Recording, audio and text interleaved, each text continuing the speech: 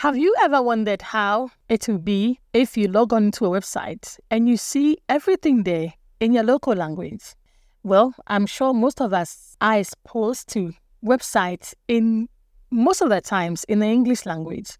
But how would you feel if you see or you log on to websites and the text there, in fact, everything there is in your local language? Well, that is our conversation today, and you are most welcome to another episode of the Africa Language Service Providers Podcast, also called the Africa LSP Podcast, with me, Grace Hamo Ajuman.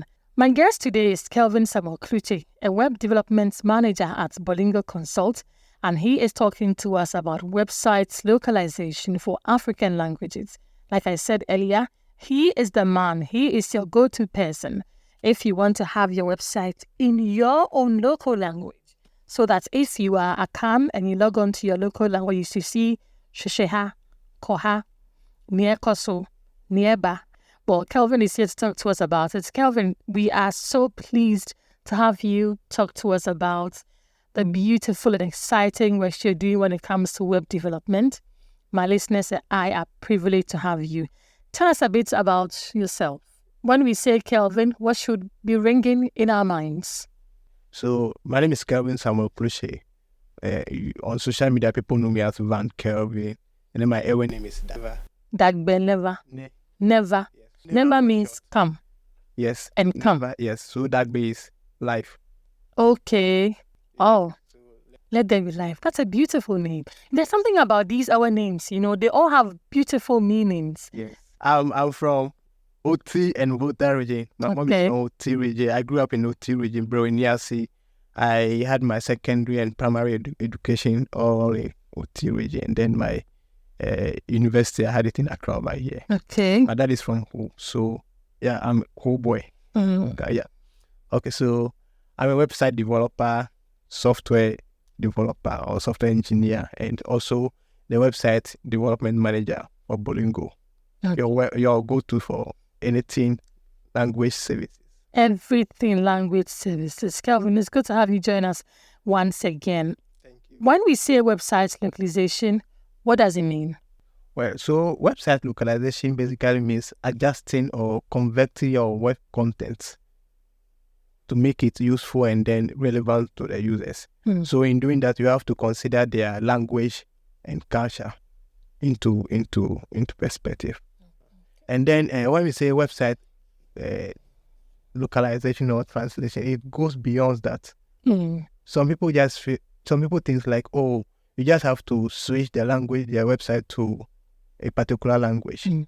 But it goes beyond this. When we are creating for example, languages varies. Yes. We speak Spanish in Spain, I think America and some other countries, right? But they vary from country to country. Exactly. You have to put it into consideration your target audience, where you are localizing the content for. Then you tailor your website content to. Because even here in Ghana, when you come to the Akan speaking people, we have Asante Chi and there's Fanti Chi and there's Ikwapim Chi. All of these are Chi, but there's that distinction between the three. So I understand the points you're making about languages varying and being able to tailor it to the particular people you're targeting it at. How easy or difficult is this? No such thing as easy or a difficult task, right? Okay. It all depends on you having the right tools and then the right people at the right time. You also have to, it depends on the technology that your client wants. Yeah. The website to be it. You have to put all of this into consideration. And for Kelvin to say that when you have professional translators, then he's directing us to Bolingo Consult. Kelvin, walk us through the process of localizing a website, particularly focusing on some of your past websites where you've localized them into Asante Chi, Fanti, Zulu, and Arabic, and all the other languages. Okay. So, like I earlier on said, localizing websites involve adapting it to different languages and regional differences, right? So we have steps when you come to Bolingo, we have a framework or a guidelines that we follow in localizing websites. So it all starts from the management, and then it comes to the marketing people. Okay. Do a research. The first step is to do a research. You do a research about where you want your website to appear or your target audience. You get it. So let me use Account News. Okay. A popular Account News website, for example. So even though the website is open to everyone globally, but then we target certain people in Ghana over here, not even entire Ghana. In Ghana, we target a certain language. We did our research and we know that this amount of people speak Twi and Fanti. Then we build our website in that. So number one is research. You do your research. Then number two is you select you choose your technology. Okay. A technology that you want to use. If you are going to hard code everything from scratch, so it's very difficult. You get it. Or you are going to use a CMS. CMS is content delivery, content management system, like WordPress. In our case, we don't have a dedicated or a full development office. Like we have about 10 or 5 web developers together. Yeah. We have solo developers. Okay. In some contents, we bring external people to come and help. We depend heavily on WordPress. You get it. So now let me use WordPress as an example. So in building a WordPress website that you need to localize into Twi, you first have to select your plugins, or you have to take into consideration the plugin that you are going to use for your translation. That is, if you are using human translation, and of course it's human translation that we are talking about. Yes. So you select some plugins that you use for the translation. Then you make sure you get the strings ready. Then you install your plugins and then your themes ready. Now, there's one thing I'm not talking about over here. Building websites, you don't just jump into building it like that. Yeah. From the marketing team, you have to go to the designer. Okay. The UI UX designer. You get it? So the UI UX designer have to design the website for you. Then the marketing accept it, approve the design, that this design is good. In doing this, they have to design the website in that particular language. So if this design you're talking about, is that the layouts or what you see when we open the website? The layout. Okay, the layout. And how it's the feel of the website. Yes, okay. Yes, the functionality didn't come into play. Okay. You just see the layouts like that texture. So where we can find this part, what is on the right, what is on the left, what's in the middle. Yes. Okay. So after that, when it comes, and then you start building your website. And when you install your plugins and themes finish, then you also create what in my case, what I normally do is that I create templates. Okay.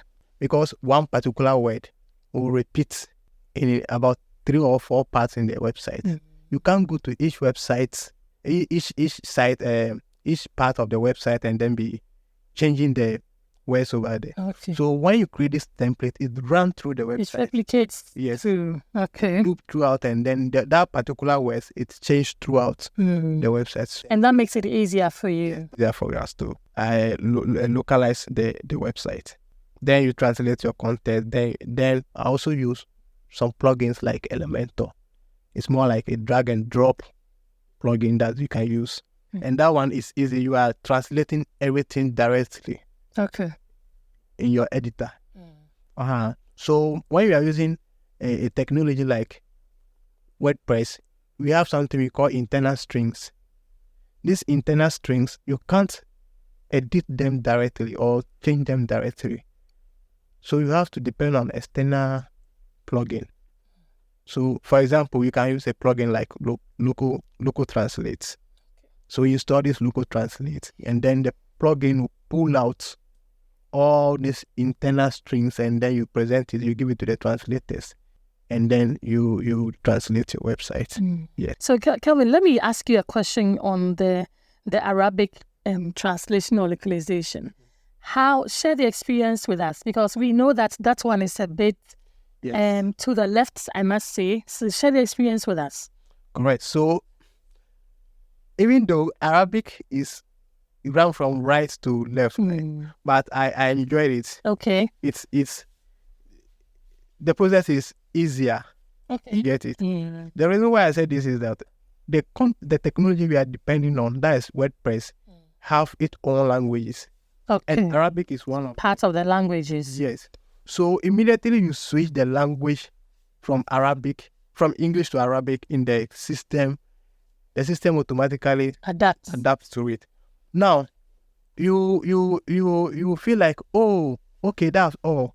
The content on the website, the language, the content is straightforward, but you are deceiving yourself. Okay. You get it? So we just change the layout, and then the strings, you get a string for your translators, the original translators, and then you change it inside.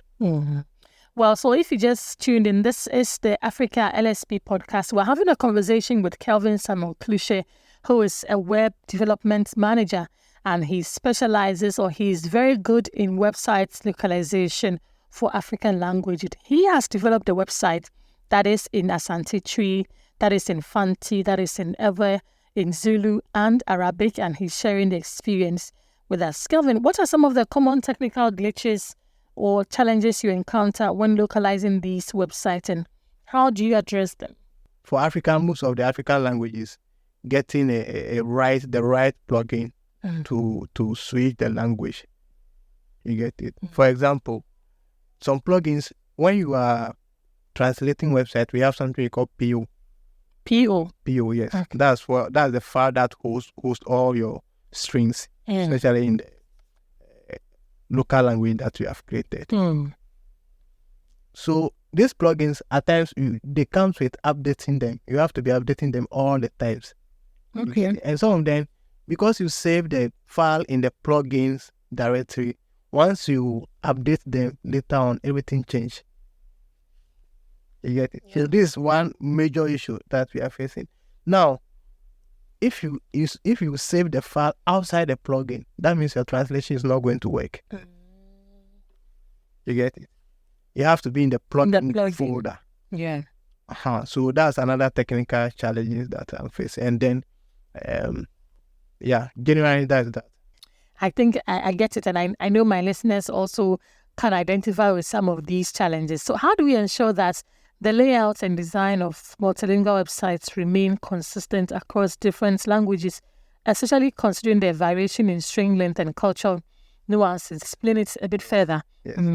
So to ensure consistent layout and design for multilingual websites, right, you have to use design frameworks. Okay. So the design framework that adapt to different string lengths. If I say like design framework that adapt to different string lengths, for example, you are using a flex box. Okay. Either you use a grid or you use a flex box in designing your website. Okay, and then you must make sure your design is in the local language or the language that you are translating it to. Okay. You get it? So we know that from beginning you might not get all the strings, but you must make sure that the design is in a local language. And then you test the UI, UX, the design thoroughly before you start with your development. With the development. So could you share any specific strategies or best practices you've developed for managing human translation effectively on WordPress sites? Yes, so we use translation plugins. Okay, so some people feel like, okay, even if you are going to use, even if you are translating your website into our colonial languages, you still have to use translation plugins. Yeah, like the local translate that I'm talking about. Then we have the WPML. You get it. You use the translation plugins, and then you also use centralized translation management. So if I say centralized translation management, it's a platform that integrates all your translations into the website directory. And then you also use virtual content for translators. Okay. You get it. Then also you have to be regularly updating and then reviewing your content. all that. That is very key. So, how do you approach cultural and community engagement when localizing websites, especially considering the diverse linguistic and cultural backgrounds of your target audience?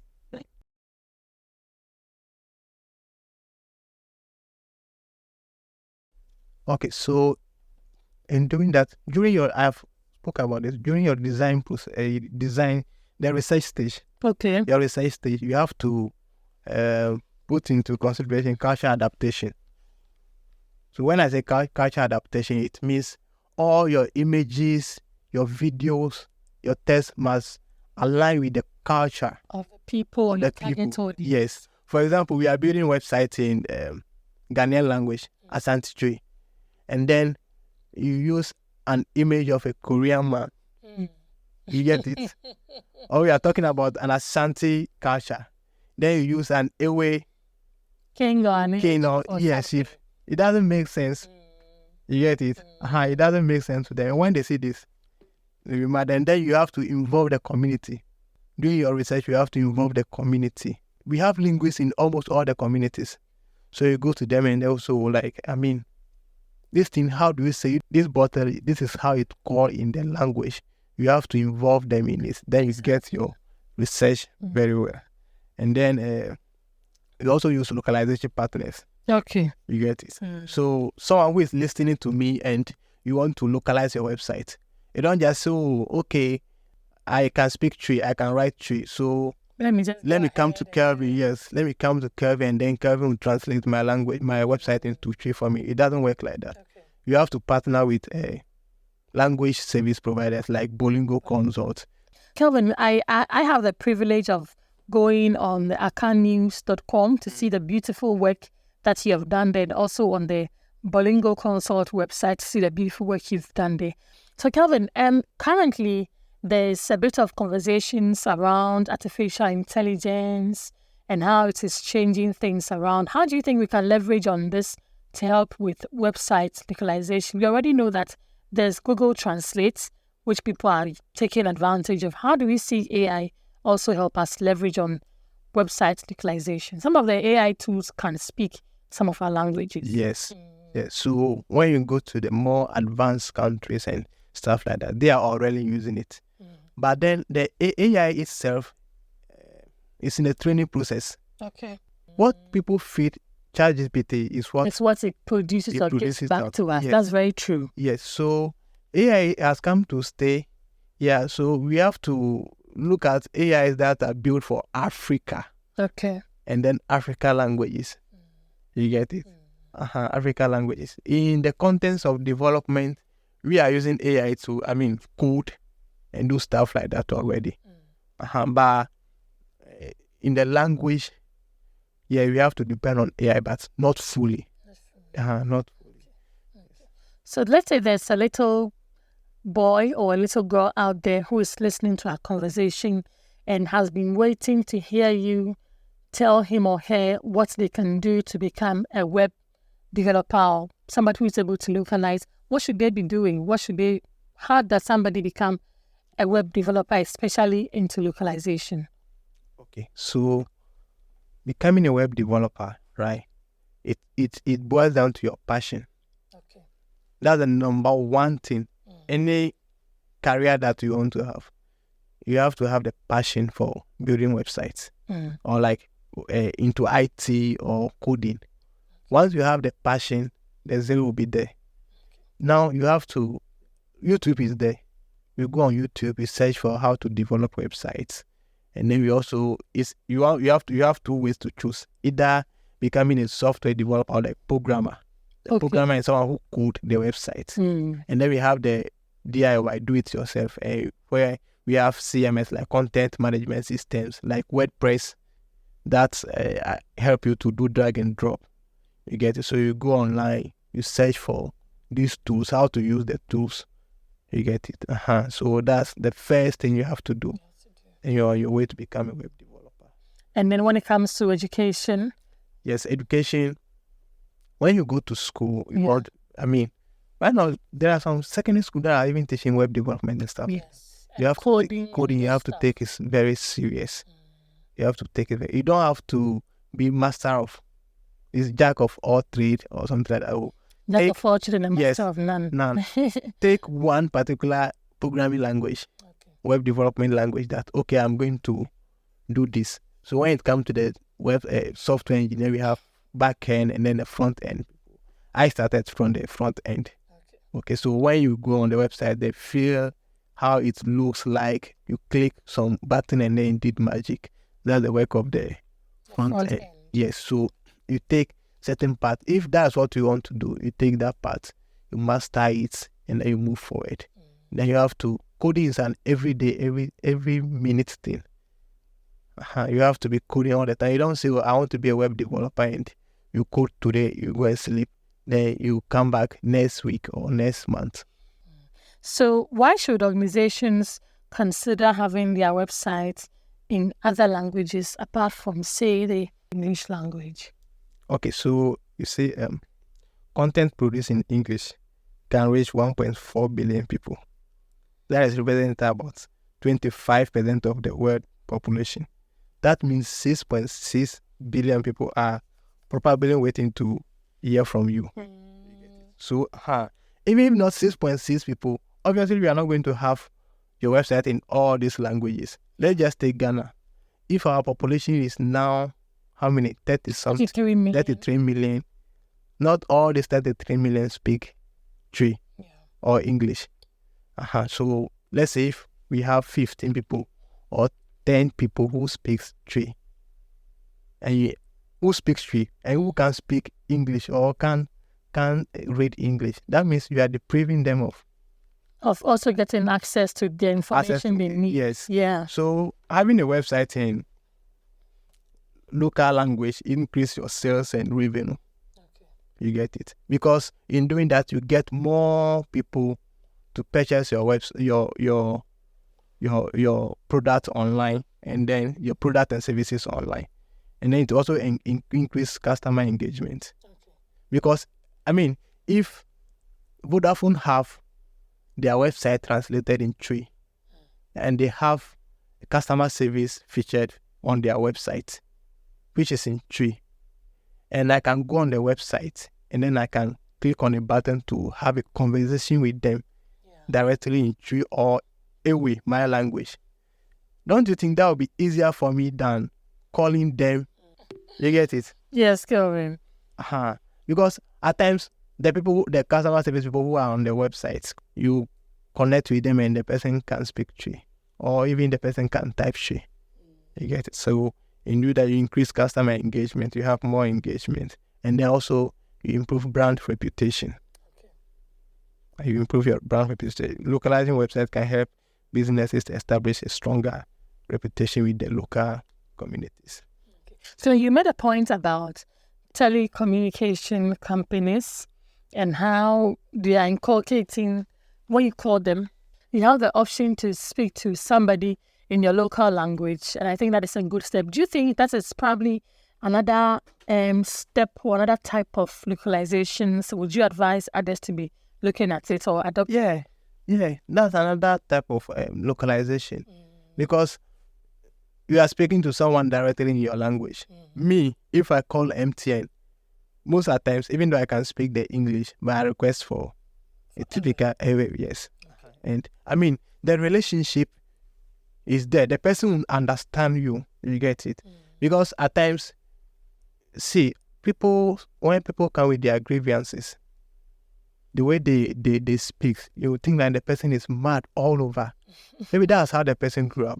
Or maybe their culture, that's how they behave.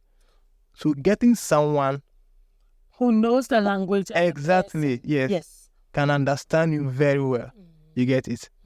Kelvin, it's been an enlightening conversation with you. These are like technicalities of web development, and for the people out there who are technology or technicality inclined, I know that they're very excited. But also for us as users, we know that there's hope for us, because very soon or subsequently we are going to see a lot more websites in our local languages, and for that we're able to identify with it better. There's no stress as to whether you can speak the English language or not. You can go to the website and you have your language there, and it is best. Before you go, what will be your final words to my listeners out there? So I'm encouraging companies in Ghana, especially the local companies, to try and then, not just their websites, even their mobile apps, they should try and then translate or localize their contents. Yeah. You get it? They should try and localize their content. I mean, early this year, we went to Benin. Okay. And I saw something that, I mean, even there, they had Voodoo Festival in Benin, right? And all the banners are translated in their language. Okay. You get it? Yeah. So they tell other people they have their target market. It's not in English. You get it? So, I mean, I'm encouraging companies and then institutions, even government sectors, government companies to be able to localize their content, not just their website, their mobile apps, even their books. They should be able to, localize them so that it make it easier for our people to also have more access to them. Okay. Kelvin, thank you so much for talking to us, and then you're good to go. Kelvin Samuel Klutse, also known as, I'm trying to remember your ever name. Dagbeneva, which means let there be life. Yeah, he has been my guest on the show, on this episode, talking to us about website development and especially website localization for African languages. Kelvin, we are so grateful you made time to join us. Thank you for coming on our show. We appreciate it. To my listeners out there, thank you also for taking time to join us like you always do. We'll come your way again with another episode subsequently. Until then, my name is Grace Hamwa Ajuman. Kelvin, but before that, you are an Everman. You need to speak to your people in your language. Talk to companies about why they should localize their website in your local language. Okay, me talk with kwenye sewe bia dokuma ba bia be ne me afete me akomi afola website to call it evergbeme. Ne have ne shop via de la alo like I have Melcom for mini market they have website na alo like what to jala for me have amodo ke onye e-commerce who have open e-commerce or online anu jajira akoma ko la ko la jira online ya I do it journal be like nina call website a ko ide fagbeme ne translate to website ko ide fagbeme ele sellers so buyers you are going to get buyers buyers will probably books and call be like unele English me especially nenye be o product both at all the day like a review the day so be ajira product and now I mean you are going to get. So for the benefit of my listeners who do not understand the language, give us a summary of what you said. Okay, all I'm trying to tell them is that if we have people who have e-commerce or e-commerce businesses, right? Some of them they are just running their business from home, from their bedroom. They have their products in their bedroom. They don't have a physical shop or location. Yes, and they have a target market. Some of them will like, oh, okay, I'm delivering only in Ho. I don't deliver outside Ho. So if we have, let's say, 300 English speakers in Ho, or let me just use the word 2,000 speakers in Ho, and let's say population of Ho is like 10,000. That means the rest of the 8,000 people will not be able to get your products. You get it? So because it's only 2,000 people who will be able to access your website in English. So you translating or converting your website in a way will make you gain more buyers than having it only in English. Okay. Kelvin, we can't thank you enough for coming to share your knowledge with us on the show today. My listeners and I are very grateful.